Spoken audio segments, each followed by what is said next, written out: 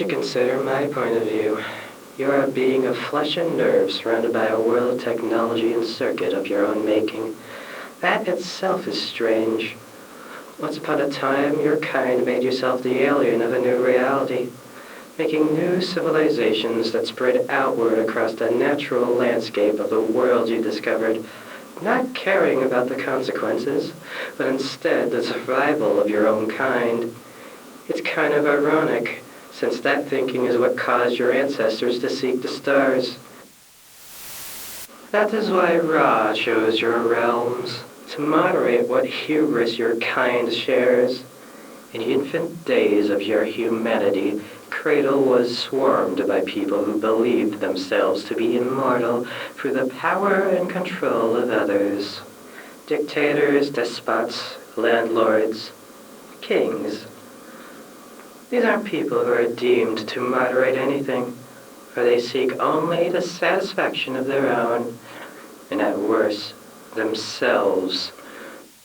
Union at one point was no different from their ancestors. It's funny to think about now, but around the time Ra appeared, Union was very much at the cusp of godhood, left unchecked. If left uninterrupted, I don't think there would have been a wake-up call to the massacre and enslavement of non-human life, or anyone rioting in the outcry of the Hercynian crisis, or the snuffing of new cultures with each world discovered.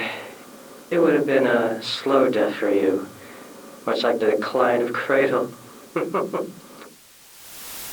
Your kind needed to be put in place back then, before all that happened.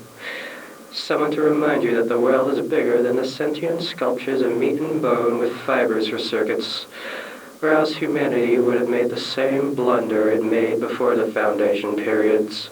The world recorded -1 in the history archives during the first expansion period, but without their rise to influence, the second period would have kept going and going.